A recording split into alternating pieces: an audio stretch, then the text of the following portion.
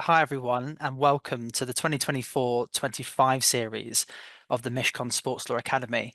My name's Tom Murray. I'm a managing associate here at Mishcons in the sports group. I'm also the founder and CEO of Nevo, which was the first ever esports agency to be founded by a law firm. For those who are new to Mishcons, the Sports Law Academy is a program that we set up back in 2015. I was actually still doing my vacation scheme when someone came up with the idea to launch the Sports Law Academy. And I'm pleased to say that we're now in our ninth year. And since its inception, we've welcomed over 2,000 participants from 50 countries around the world. Now, the goal of the Sports Law Academy is to facilitate debate, to examine the key issues in the world of sport and esports and sports law, and to share knowledge in order to improve industry standards, to promote diversity, and to nurture young talent. And with the amazing roster of speakers that we have this year, I hope that we will achieve that. Now, it's a real pleasure to help curate this course, and I hope that you enjoy it just as much as we enjoy putting it together. And without further ado, I'll now pass you on to my colleague, Harry Clark, who will be the host of today's session. Thank you very much for joining. Thank you, Tom. Appreciate the intro, and thanks everyone again for attending. As Tom said, my name's Harry. I'm an associate in the interactive entertainment team here at Mishcon. I'm going to be hosting today's session focusing on esports. Just as a quick bit of technical housekeeping, if you're an attendee, your camera and mic will be disabled by default. So if you've got any questions that you want to ask our panelists, please just use the Q&A function on Zoom for any questions that you want to pose them, and we'll leave time for them at the end where we can. And I think as Tom alluded to in his intro there, just as a bit of sort of context for today's session, we usually get quite a wide range of attendees for sessions like these. There will be many of you in attendance who have been established in the industry for a long time now, and there'll be others who are non-endemics but are still interested in this space. And during today's session, we're going to predominantly be focusing on the sort of potential and future opportunities for the esports sector, including a few legal and regulatory developments that have cropped up in the last few years that we think are worthy of bringing to your attention. To do that, I'm delighted to be joined by three expert panelists for all of their insights from across a range of backgrounds from the sector. And without further ado, I'll hand over to each of the speakers to introduce themselves and all the organisations they are affiliated with. So Elaine, over to you first. Hi, everyone. My name is Elaine Gelman. I am head of legal at Blast. So Blast is a tournament organizer and a commercial rights holder. So we work with publishers like Valve, Ubisoft, Epic, and Riot, and we host a number of different games, including Counter-Strike, Fortnite, and Rainbow Six, tournaments around the world, amongst others. Thanks, Elaine. Nicola, over to you. Thanks, Harry. I'm Nicola Packer. I'm General Counsel at Fnatic, the esports global performance branch.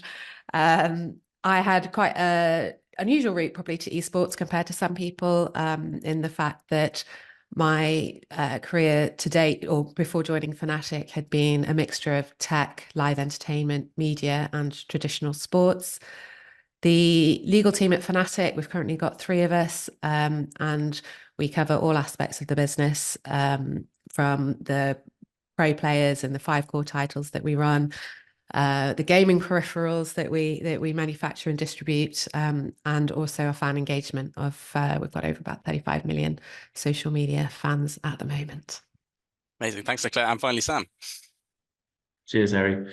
Sam Cook, I'm the MD and co-founder of Esports Insider. So we are the go-to B2B platform. So we cover the industry day in, day out, so the business of competitive gaming, of esports worldwide, across channels, and we run B2B events as well. We actually started off our B2B events, Nicola, back in Fnatic in 2017, and have since, now run them in Lisbon, in Singapore, and here, there, and everywhere. Yeah, that's me. Amazing. Thank you all for joining us. I'm really excited to do as little talking as possible and just let you guys roll it and share your expertise and your insights. I think in part due to the sort of potentially diverse range of attendance that we were going to have today, I kind of wanted to open with a very brief discussion on each of your reflections on the last 5 or so years of the sector today and some of the sort of key historical trends you've each identified in your respective roles and things that you've been overseeing. Obviously, looking back 5 years takes us back to just before the pandemic, if you can believe it, and during which time, engagement with the esports sector in parallel to the sort of broader video games market was starting to build on increased levels of investment and interest that was taking up pace in the late 2010s, and then of course was greatly benefiting from stay-at-home orders and similar restrictions on traditional in-person activities. And then the fallout of that boom in 2023 was coined the esports winter and led to a sort of relative drying up investment and challenging macroeconomic conditions. And even now in 2024, the sort of broader games market, games industry and the games market is still remaining somewhat volatile. So I'll open it up to the floor. What do you sort of see as the key trends and the lessons that you think have been learned over the last 5 or so years for the esports sector? I'll jump in. Yeah, it's a big question. I think the esports space is in an ongoing period of course correction, I would say. I think when things did blow up in a big way, I think team valuations soared for better or for worse, as did the valuations for a number of other properties in and around the sector, which was based on some maybe optimistic projections of where esports would get to in a relatively short period of time.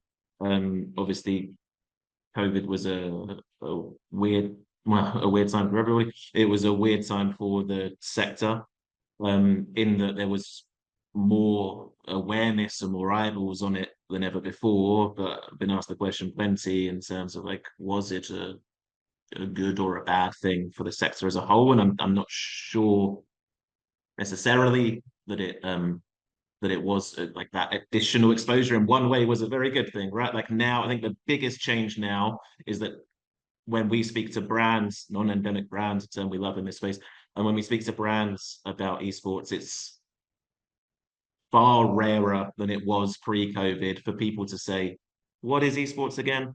And also to now have a bit of a better idea of what League of Legends is versus CS. We still need a bit more work to get to that point to be the not the exception to the rule. But yeah, I do think post-COVID and how viewership is now, I think, on the increase again.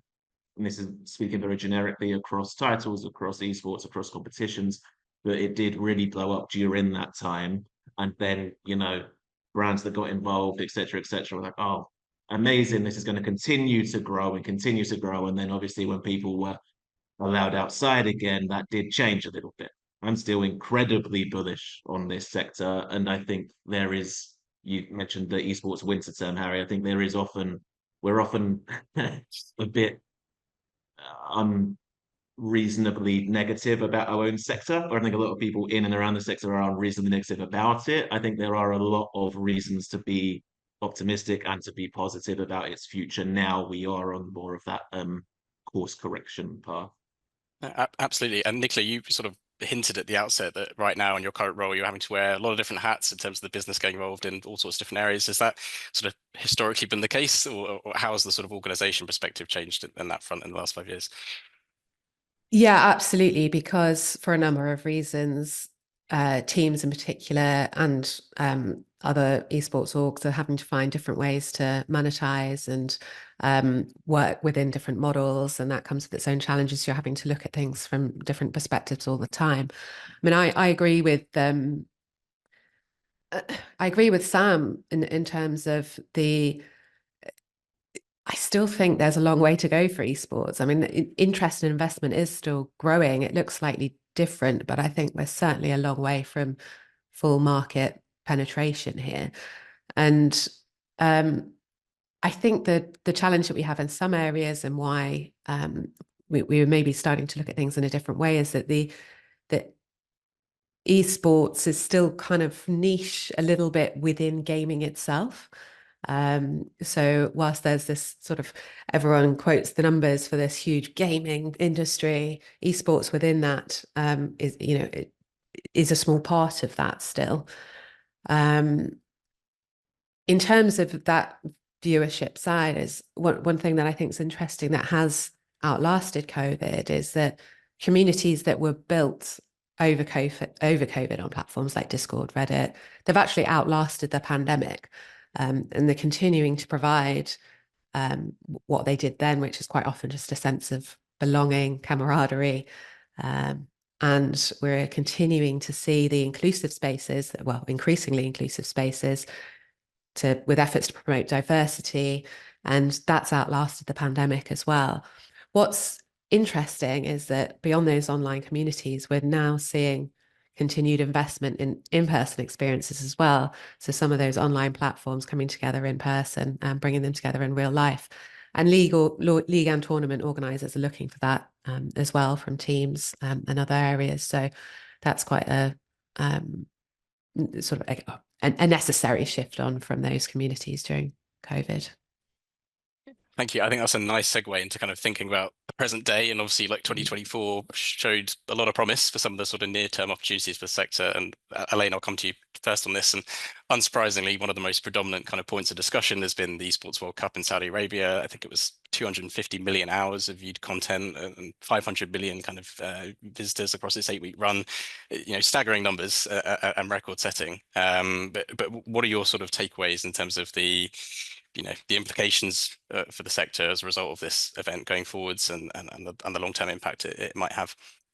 Yeah, of course. I mean, I guess everyone's hope is that it's going to lead to, further growth. I think there's definitely a huge amount of benefits that could come from it. So obviously, I think there's three that come to mind. So, accessibility. I think, bringing a new audience, when you turn on the Olympics and you're watching dressage, which you've never seen before, you have someone explaining from the very beginning how it all works. I think sometimes esports can be intimidating and quite complex if you're introduced to, you just walk into let's say a Counter-Strike tournament. So, could introduce new fans and players. I think also the move to incorporating governing bodies may have a lot of positive changes. So for example, for us, things like making visas easier to obtain, that's a huge legal impediment for us when we're going around the world. Funding from governments, increase commercial interest, which might open up to more non-endemic partners and sponsors. And then obviously getting, different countries involved, presumably making it more attractive for different markets. I think all those are really great things. But I think, it will be interesting to see how it plays out. What sports are going to be included? Is it going to be true esports, or is it going to be electronic versions like golf simulators and static bikes? Where is it going to fit into the calendar? How will the events be operated? Are they going to be running this themselves? Or are they going to bring in experts like Blast to help them run it? And then I think the key thing is going to be, it has to attract the very best talent. Otherwise, you can end up in a situation like you did with the Australian breakdancer in the Olympics, where actually, the guys that are the top guys don't want to be involved, and it's a bit of a joke. So I think there's, a lot of considerations and a lot of ways it can play out. But certainly, I think it will create more opportunities and interest for the industry.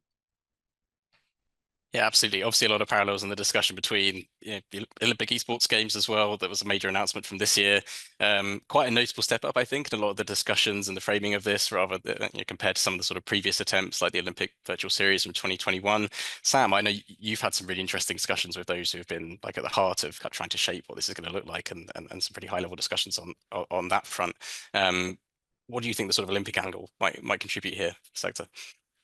Yeah, it's quite a polarizing topic in the esports sector, the Olympics and esports full stop, right? Like I am most definitely in the camp that thinks it has enormous potential to be a very positive contributing factor towards that esports further growth and development long term. I think there have been some missteps by the IOC in the past around game selection. Like as I say, they had it was previously called the virtual series, and then they had the esports showcase in Singapore, and I was at the opening ceremony for that, and it was amazing. The opening ceremony was truly amazing. Like no expense spared.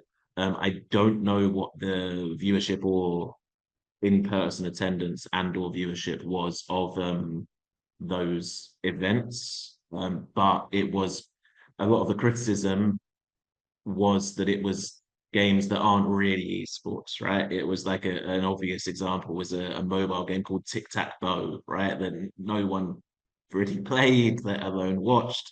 And that was a big part of the criticism. I personally don't see Counter-Strike as an example being included in the Olympic esports series anytime soon, potentially in the future. I do think games such as Rocket League are a beautiful and perfect example of fantastic, strong esports that align with Olympics values and all of this. Right? We don't have to go down the rabbit hole of those values aligning with games and whatnot, but I think it has a massive potential to be a real contributing factor to people just knowing what esports is more, understand that it's a real thing, different ways of engagement with it. I'd love to see the Great Britain, the UK, whatever, play against France, Germany, what have you, right? That's cool if that's done at a level where it's meaningful. Like the Asian games before had I think it was Faker, like one of the legendary league players playing alongside a player in from Gen G. So he's T1 and he was playing alongside a player from Gen G, so one of their rival organizations. And that's cool, right? I think that's really great. And I also don't think the Olympics esports needs to be a copy paste of esports World Cup or others in terms of every single one or each of like the big five, let's say, esports titles. I do think we can have maybe not all of the ones that were chosen previously, but I do think it's not necessarily a bad thing that we have more niche, let's say, esports in the Olympic series. Seems silly to call chess niche, but chess.com being a one example there, right? I think that's cool. When I watch the Olympics, I'll watch sports that I most certainly I don't follow archery at any other time of the year. But there would be esports events that I would watch that I wouldn't necessarily follow year round. So I think it has the potential to be such a good thing. And I do hope the esports sector gets behind it a little bit more. They've got people like Albon, the G2 CEO, is involved in the IOC committee now, so that's going to make a world of difference as well. Yeah, I definitely should. Oh, sorry, go for it, Nicola. Sorry, Harry. I was just thinking along those lines in terms of esports really is quite a fragmented industry, and there are all these amazing tournaments, leagues, clubs, teams that exist in esports. And if we look at the World Cup or the Olympics as with a guiding principle of bringing that all together in a way that it never has before, with a fresh injection of energy and revenue, then it is something to get excited about. I think an important point needs to be thinking about the sustainability of it, especially like thinking about the World Cup itself. Yes, lots of numbers going around viewership and obviously the benefits that can bring. But given the high production costs of the event, the prize pool, the organizational fees, there is a question of sustainability that comes with that and where else it can be hosted and what it can look like in other jurisdictions. Absolutely. I was only going to add that I agreed with the Sam sentiment that Rocket League was a major omission on my part. I would have loved to have seen Olympians spamming "what a save it" against each other on the big screen. But no, thank you. And I think one of the other kind of interesting components to the sector, especially when you compare it to sort of traditional sports, is the fact that there's always going to be opportunities for kind of new titles and games to break ground. And alongside the new leagues and tournaments that are being announced with the sort of traditional kind of major games that are being publicized at the moment, there's releases on the near horizon. Valve's Deadlock is probably the most notable example that have got a real potential to kind of support the competitive landscape. I'd be interested to hear each of your thoughts on kind of how you go about identifying which of these upcoming releases that are potentially showing promise sort of actually meet the threshold of demonstrating to you there's potential and that it's worthy of your own investment and support and time as a sort of realistic esports title. I think just from Blast perspective, I guess this is very much publisher led. I think, we are quite good at working with publishers and setting up different models depending on what they want, but it's very much directed by them.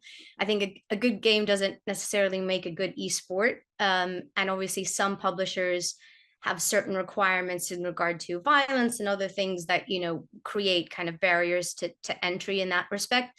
I think obviously the key things are the size of the player base, viewership, commercial appetite for that game in an esport environment.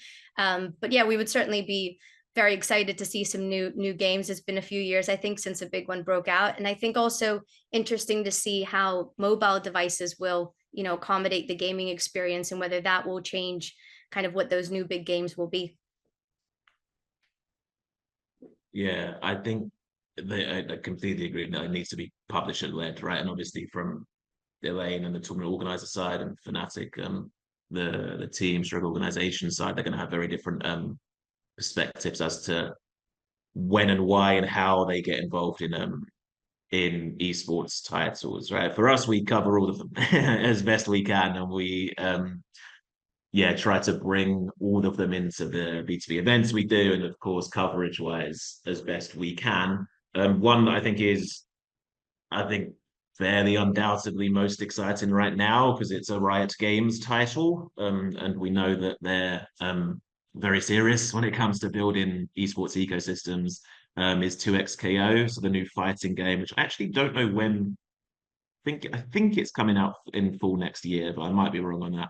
But anyway, it's a new fighting game title, and it's from Riot Games, and like the fighting games community, the FGC space, is one that I've always thought more could be done esports wise, and that more brands should get involved, etc., etc., etc. Like there's Evo, which is the enormous fighting games competition that happens every year, more than once now.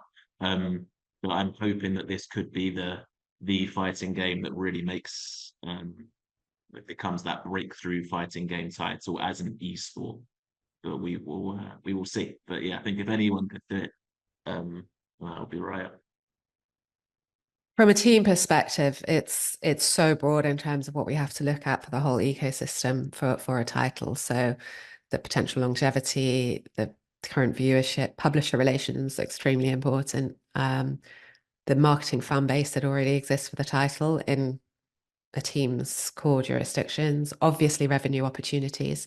I mean, we've entered some titles that might have fewer immediate revenue opportunities, but have the marketing potential for us because of where the fan base is, where the fan base is. And I think this is an area that potentially events like the Esports World Cup and the Olympics can really help, because it would be interesting to see more tier 2 and tier 3 titles showcased at those sort of events, help them reach a wider audience, give them success potentially off the back of it. And the EWC program enabled teams, orgs to branch out into different game titles. And that does in turn help the overall esports community. So the investment program that they ran, which is channeled through the teams, actually then goes into the ecosystem itself as well. So people looking at new regions, new games, new players, new audiences, and just brings a slightly different dynamic to lesser known titles. Absolutely, thank you. I actually read an interesting article that ESI put out shortly before this on, I think it was the GeoGuessr World Cup, which was due to take place or just taken place. I was like, I fancy my chance at that. But no, obviously niche titles are rising, but more opportunities brothers as well to sort of We establish love a themselves. bit of GeoGuessr. They had their event in like the in-person attendance it was in Stockholm again, right? It went really well from what I heard. So yeah, esports like that, like the properly niche ones, like Farming Simulator as well. Love them. Yeah, Need more of those for sure. I was going to say, Sam, as well. I mean, I had a trainee who was very proud of his tic-tac-toe record. So, I mean, let's not do that down. He's got you'd have an Olympian on your hands. exactly. Good stuff. But no, thank you all for that. I think we've given a really good sort of snapshot on where the sector's been, where it could be going, and as I sort of mentioned at the outset, I also said that I think there's been a handful of quite interesting legal and more regulatory focused developments that I sort of wanted to discuss. The first I kind of wanted to focus on was the sort of franchise league model more broadly. So obviously, unlike traditional sports, esports are ultimately powered by the IP rights holders for each of these titles, the publishers and developers. And we've spoken a little bit about the relationship that needs to happen between each of the stakeholders in order to get the games distributed and commercialized. A particularly interesting legal case that caught my eye earlier this year were the two former Call of Duty pros that filed a suit against Activision Blizzard in LA. The complaint had a lot of different components, but notably it was alleging that some of the terms of participation in these franchise league models were in some way anti-competitive. The use of player salary caps, restrictions on sort of third-party tournaments and the terms restricting, commercialization opportunities outside of, the core CDL. Thinking about those kind of issues in the round, do we genuinely think that the franchise league model is sustainable and going to be the playbook of how things are going to be run for the foreseeable future? And as a sort of follow-on to that, what's the role that you're looking for from a publisher in order to kind of support that competitive landscape? Elaine, I'd be interested to hear your thoughts, particularly obviously from the tournament organization side. Yeah, sure. I mean, I do think there has been a change. I think there are less examples of big franchise leagues that we work with, but obviously that's on a different game by game. But there's also different types of franchises. You could have, a true franchise, a part franchise, one would, and then obviously the fully open model. We obviously recently have experienced, working with Valve and their decision to go from kind of a part franchise to an open model. So we're working through adjusting our tournaments structure with that. I think, there's pros and cons to both. I think initially, for example, Blast Premier, gave a guarantee to teams that they would receive a certain amount of cash, which was useful for them to start with. I think it helps with forward planning and covering costs. Nicola could probably talk to more about that, but it could help, paying staff wages, etc. And I guess also if done properly, like you see in US sport, it could be hugely commercially successful. But as you mentioned, over time, there could be, developments where those teams within that model are no longer the best teams in the ecosystem. And so, by not being fully open, you could lose some of the best competitors. And that's where, those issues, anti-competitive issues could creep in. And also, I guess, from a fan perspective, it might be more interesting to have an open system where, you always have the best of the best competing. So I think, something I've heard is, maybe the franchise model came a bit too early for the industry. Maybe in 10 years time, it will be a bit more appropriate to reintroduce it. But I think from our perspective, it's just a kind of a philosophical choice for publishers. We can design tournaments in which way they want. And it's just which way do they want to go with it? Sam, Nicola, anything to add on that? Yeah, I mean, I think I do. I think agree with the premise that it came a bit too early by and large. I mean, it's been tried in the past as well.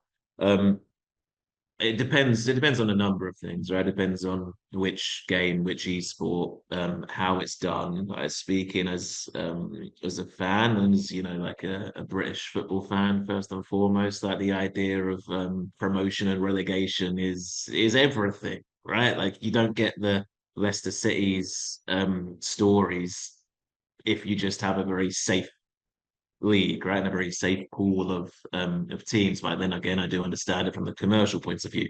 I do think, depending on how they're structured, that they risk shooting themselves in the foot a bit in terms of tier two. Sorry, mate, no one cares, being left out in the cold, and then um, teams outside of the franchise system not bothering with that esport, which in turn is self-defeating for the further development and continued growth of the esport, right? So there's that to consider, but I do see there being some form of happy medium between the open and closed systems working and ticking all those boxes. I think there's a reason that a lot of people across the esports space are highly skeptical of this league system, and that's the Overwatch League, right? Which was a catastrophe and which had incredibly overblown team, or was resulted in incredibly overblown team valuations, and it was a mess and is now gone. And that also burnt the fingers of a lot of investors from sports and entertainment who were like, oh, amazing, what's this new esports league, and I can buy into I can get the city spot for what have you, right? That has had a lasting negative effect on the esports industry at large. But that again is just one example, and that was a franchise league for a game that at the time was pretty brand new, right? Let alone an esports ecosystem. So it matters massively which esport, the model, how it's done. And I think it can be a success for sure. I think your point about football and that difference is quite key, because I think the what makes it more interesting potentially in esports is because we've got this changing title popularity, unlike football, which maybe helps with that need for stability. I mean, I think originally the franchise models did bring this consistency that still is struggling with unpredictability, and that protection for players in terms of salaries and welfare as well, that Elaine mentioned is really key. I think in some areas, and again, totally depends on the title and the publisher or the league organizer, sometimes actually moving out of the franchise model creates, and this is slightly surprising, but something that we've seen of actually helps a bit more with we're in this together, and actually that increased collaboration to make the ecosystem work outside the franchise model can be really helpful. Sort of more of a sense of partnership than what minimum guarantees are you going to pay us. And I think that conversation's kind of talked around obviously the commercial and funding issues that are kind of always tied to discussions on league structures. Another one of those is advertising. I think an interesting development we had in the UK was the Advertising Standards Authority was sort of stating that featuring esports athletes and gaming content creators more generally, and for example, gambling ads, is going to pose a risk that they may be in breach of the cap code. And we know that alternative revenue streams and branding opportunities are going to be critically important to orgs like yours, obviously, Nicola. What do you think the sort of near-term kind of market looks like for advertising opportunities in this sector? And do you think there's any concerns with regards to the increasing complex regulatory restrictions and sort of global nature of advertising laws that can kind of apply in that field? Just a small question there, Harry. Yeah, where to start with that? I mean, taking a step back, it's interesting because esports teams have been so heavily reliant on sponsorship income and that sort of method of advertising as well for brands.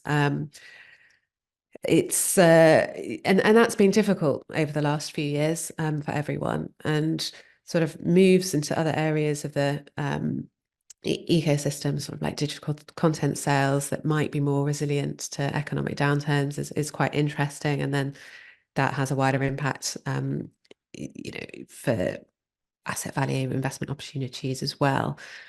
I think that the real opportunities that come for advertising for brands and non-endemics is looking at fan engagement. So the building of the content together, presenting interesting and analysis, insight into games. I think we found that even where gaming enthusiasts might not yet watch esports, and going back to my original thought that esports still is quite a niche within gaming, they still want to watch gaming content, whether that be how-to guides or something. I was reading that YouTube gaming is its second largest content category after music, which is huge. And Minecraft was one of the most searched terms on TikTok. So I think the key thing is esports then reshaping the way it's been engaging with fans to try and unlock some of that monetization mechanic. We are not going to drive our business through media rights and advertising in its traditional form, because that's such a passive experience. And we know that younger audiences engage with content in a different way. And it's an area that we're still trying to address, is making sure that we're adequately, monetizing the audience we have. Key part of that is translating audience perhaps from game-based fandom to actual org-based fandom. And obviously, Elaine will have a different view on that as well, and what that looks like, or whether that's a good thing. Sorry, that was a bit rambling.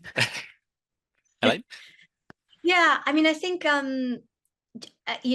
the reality is that some publishers do allow gambling sponsors and advertising and some don't.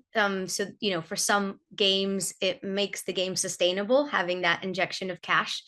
I think the reality for us, for example, as a tournament organizer, is, you know, these we're actually going through this regularly, you know, is you know, legal issues that crop up in different jurisdictions.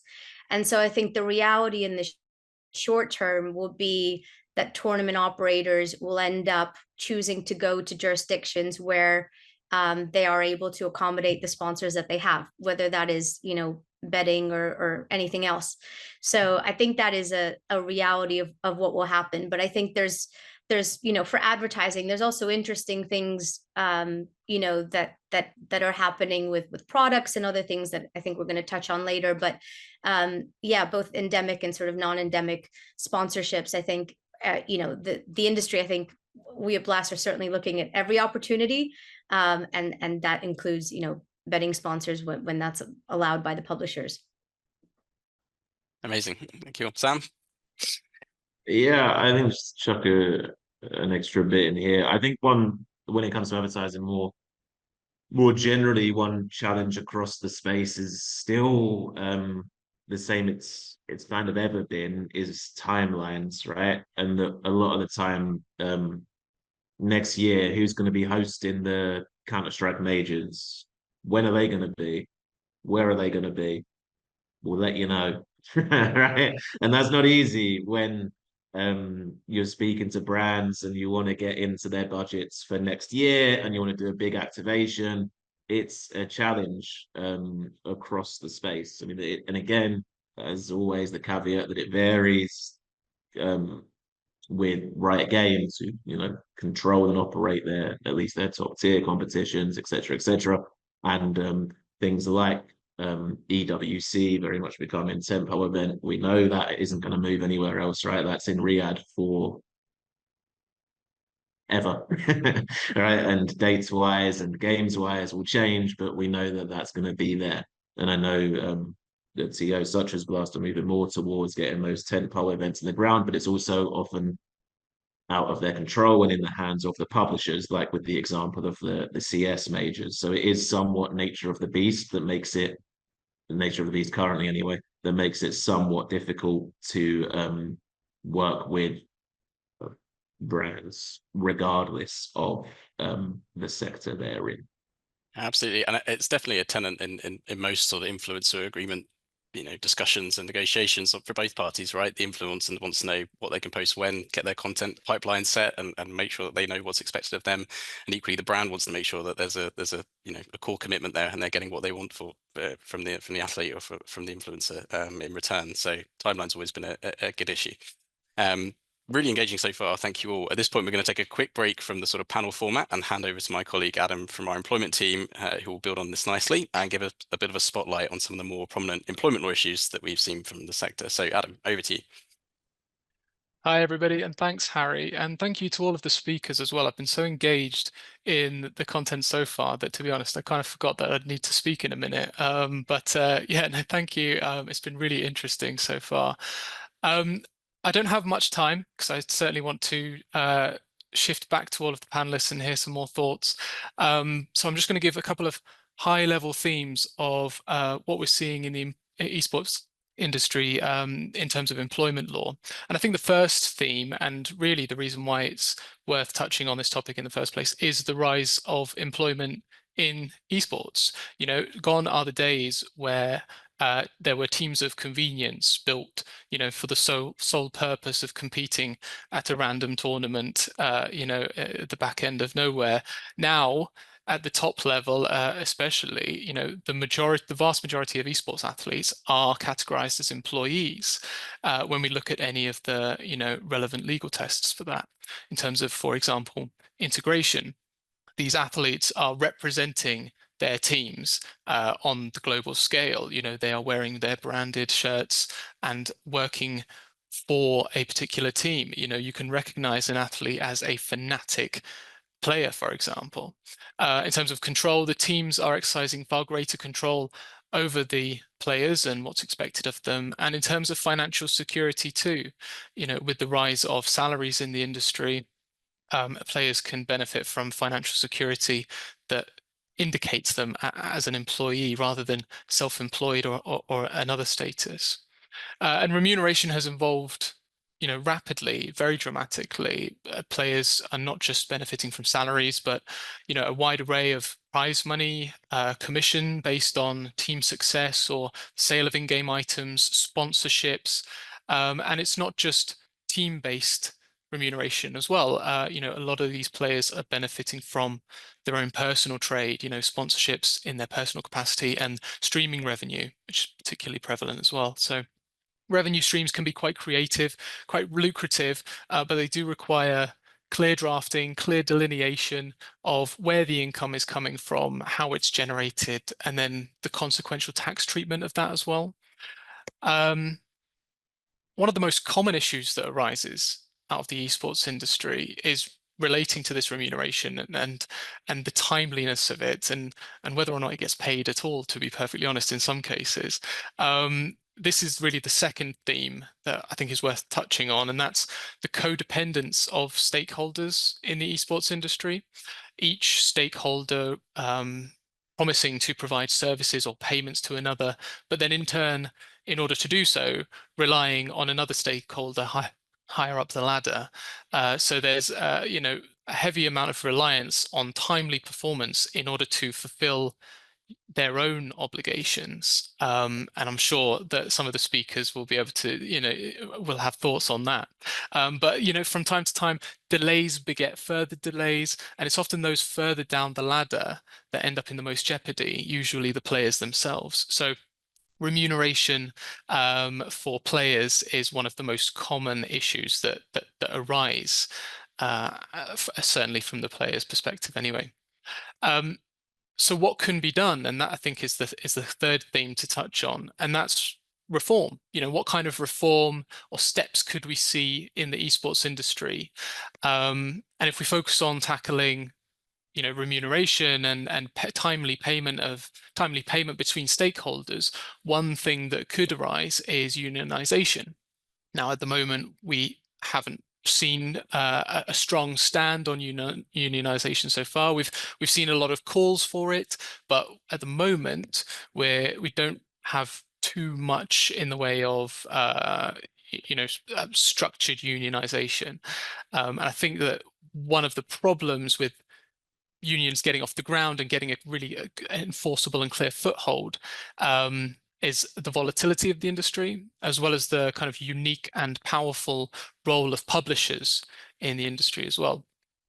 If we did have some unions in play, then perhaps they'd be able to support with swifter payments or provide some awareness of and standardization of contracts and rights. And it's important to remember at this point as well that while I've spoken quite a bit about pay, it's not just about pay when we talk about employment rights. There are a litany of other rights that each of these players and employees in the industry benefit from holiday and sick leave to health and safety obligations and protection from termination, which can be quite onerous on the teams and on all of the businesses involved in the space, particularly when we're working with younger professionals as well. The esports industry, quite unique in its prevalence of young people between the ages of 13 and 18 working in the industry, and when they are performing services at that age, often benefit from stricter employment rights and stricter health and safety obligations. So if we did have some unions, though, they would need to look a little bit different to unions that we see elsewhere, like I say, because of that publisher position. But I do think that unions could be a reform we see in the not too distant future, though. While we have seen them struggle to get off the ground, kind of on the whole so far, we've also seen a shift in publisher ambition and publisher direction. In the past, a lot of publishers saw esports as more of a marketing strategy, whereas now we see leading publishers, in particular, those like Riot Games, striving towards facilitating a more sustainable esports ecosystem. Some of the things that we've seen Riot Games implement, for example, were the salary caps that Harry mentioned earlier. And but with that, of course, comes anti competition legislation and concerns about competition rights. So with that in mind, unions could actually be a solution to some of the things that publishers like Riot Games are trying to implement. If unions were to be involved in the conversation, for example, we could have things like salary caps being negotiated on a far more two-way in a far more two-way conversation, rather than more being unilaterally imposed by a powerful publisher. And there, we could have an open dialogue, a more open dialogue with greater representation between players, teams, and publishers, in order to, facilitate salary caps and other reforms that might progress that sustainability in the industry. But I've spoken quite a bit about, players, teams, publishers, the kind of core of the esports industry. But what about non-endemics as well, and the businesses that service the esports industry? Well, they also have employees, and with every industry, esports is going to bring some concerns for everyone getting involved as well. And one of the particular themes that I think non-endemics and those servicing the esports industry should bear in mind is its volatility. Sam said, for example, about timelines. Things happen very quickly in the esports sphere, often without much plan or pipeline. I'm sure there's a plan on the inside, but it's not often communicated to the rest of the world until a little bit further down the line. Players, non-endemic brands trying to activate in the space, everybody could benefit from a little bit more notice that this might happen. But then, speaking of notice, it's not just the start of things where we often see little notice, it's also the end of things where we can see little notice. Players retire, teams pull rosters, games lose popularity. An esports relationship can end with very little notice. And so redundancies in that case are something to bear in mind.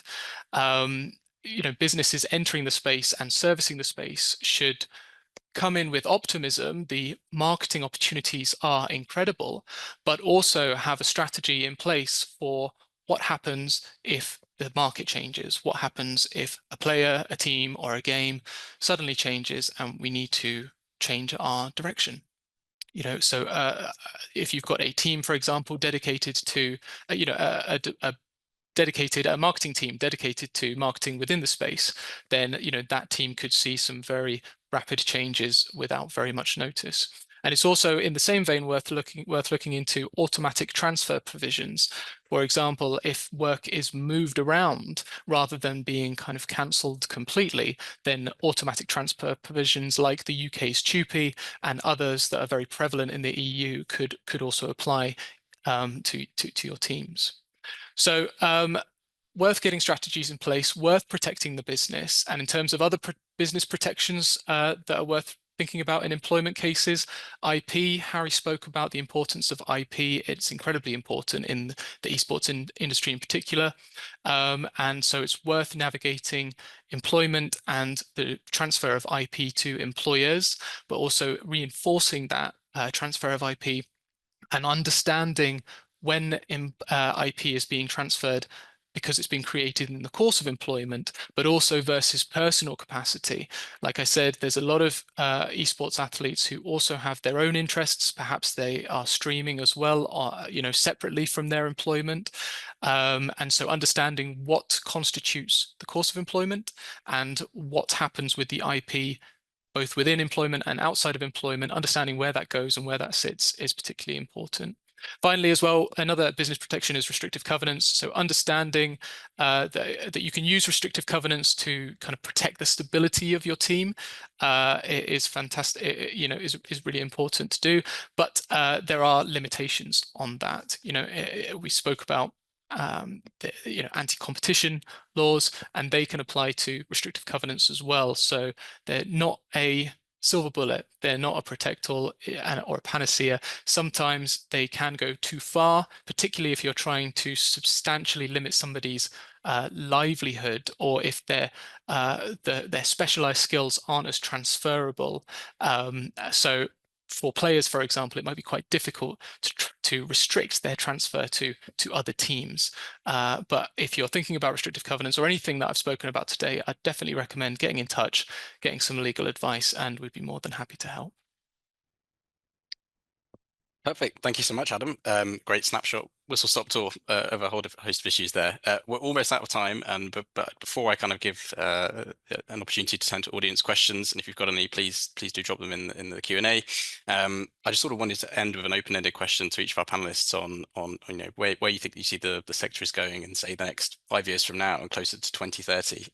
We've discussed a handful of issues, and we've talked about increasingly Saudi's involvement and their own sort of 2030 vision and how much that's tied to the creative industries. But for the sector as a whole, globally, where do you sort of see things going within the next 5 years? I jump in.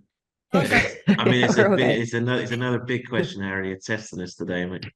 I mean, there's a thousand answers to this question, right? I think one that has been talked about a reasonable amount, at least in the past, and that I think has never really quite gained the traction, is VR esports.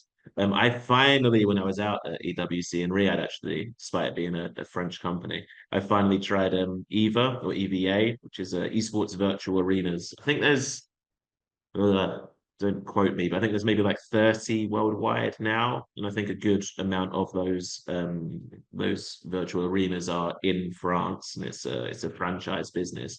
But that's one of the first times I've tried, and they're very focused. It's a VR shooting game, but they're very focused on the competitive mode. And I've always been maybe a little bit of a naysayer, largely about VR not being quite there yet, at least esports wise. But Eva is really good. We had a great time, and it's definitely one of those that I would go back to as well. And they're very focused on developing a competitive circuit.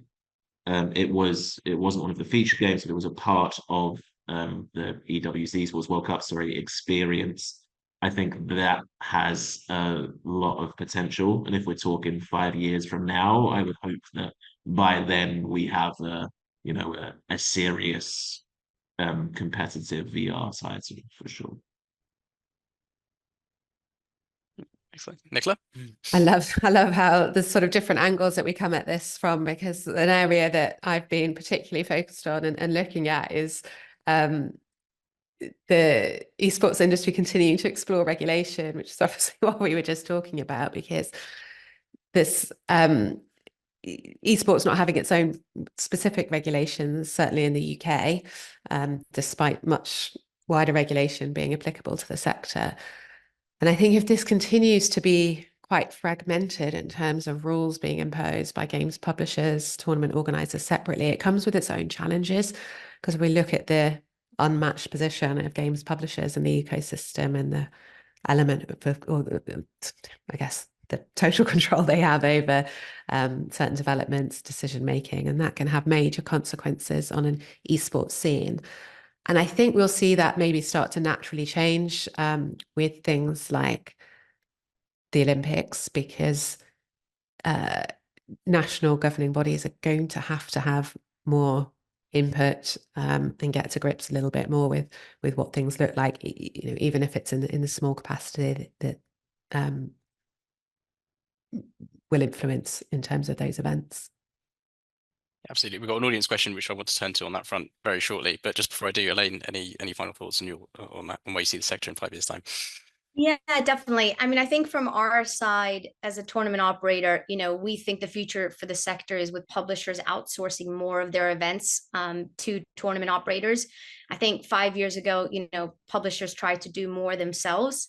And I think, Blast, gives them the ability to do what they do best, which is to create the games and then for us to run the tournaments. So I think we'll definitely be seeing an increase in that. I think we've got 12 live events next year with hundreds of thousands of tickets already sold. So I think, as we talked about with the Olympics, I think, viewership will increase. I think the amount of nations being more open and interested in hosting events will increase. And I think that will bring with it some additional legal complexities for different legal markets. And I think it will be really interesting to see how artificial intelligence comes into play and whether that will create some interesting legal complexities for all of us. And as we touched on before, I think mobile esports could be very interesting. Thank you. And just to tie into a nice audience question that we've had that was talking about sort of, the central form of regulation and the possibility the Olympics might drive that. We had a question from Adam, which talks about the Olympics recognition of the Esports Integrity Commission and whether this is going to be seen as sort of stamp of approval and a recognition that the sector's growing in legitimacy, and it could kind of act as a furtherance for having that sort of central global framework that kind of governs each title, or is that actually going to have the inverse effect and possibly lead to too much kind of concentration of decision making in one area? Interested to hear your thoughts on in that regard. It is really interesting, and I think this takes us back almost to the push and pull with traditional sports that esports always challenges with. So that sort of influx of interest of what we can learn, but also a hesitancy to get too into bed together. And I think a real desire in esports to be different. I think as we move on, that sort of understanding that we don't need to copy traditional sports, but there is certainly a lot to be learned from traditional sports teams when it comes to things like player welfare, player development. I mean, obviously a lot of other learnings don't naturally apply because of how fragmented the sectors are. And I think that is a challenge that some of these governing bodies are going to have in terms of getting a hold of it and bringing everything together. But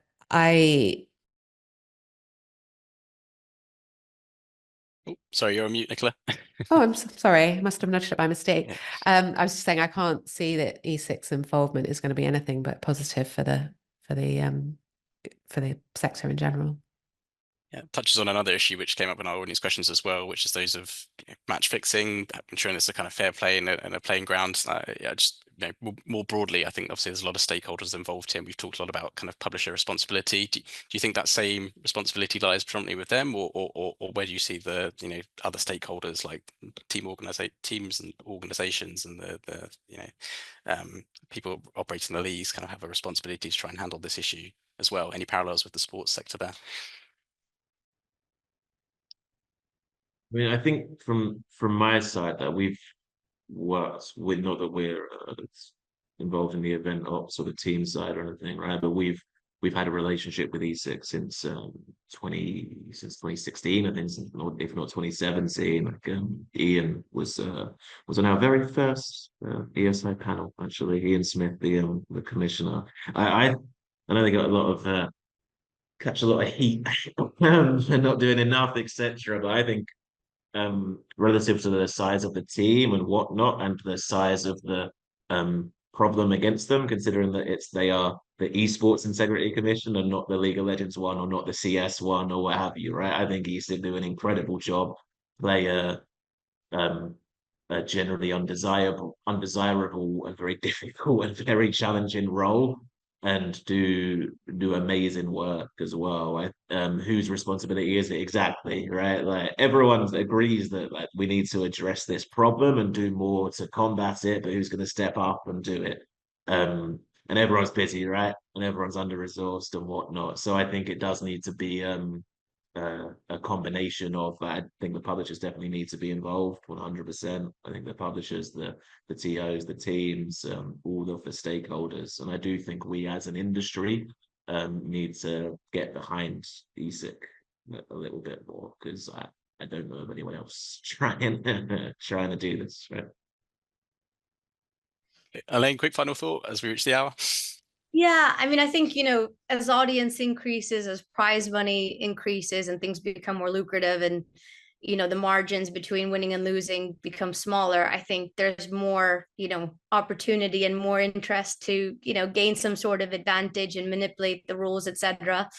And there is a need for some regulation, And a lot of that does fall sometimes, for example, on the tournament operators sometimes. So I think in general, when you go to a lot of these sports forums, not just esports, there is this real focus on, there needing to be more regulation, and, to kind of maintain competitive integrity and, access to opportunity, all these things. So I think, yes, definitely it's something that is required. And I think all the different players will need to be involved, as Sam alluded to. Amazing, thank you all. That brings us to the hour. We had another question, which I think Tom's answered in the chat, about what can the legal industry do more to kind of bring awareness to these legal issues in the sector. Hopefully, more events like these. I think it's been great to kind of have an open discussion about a lot of different issues in the hour. So thank you all so much for your time, and thank you all for attending. If you've got any feedback that you'd like to give us in order to help us run these events in future, please let us know. Or otherwise, just keep an eye out for our future Sports Law Academy sessions, including an event coming up on the interplay of AI and the sports sector. But thank you all again, and please join me in thanking our wonderful panelists for all their time. Thank you.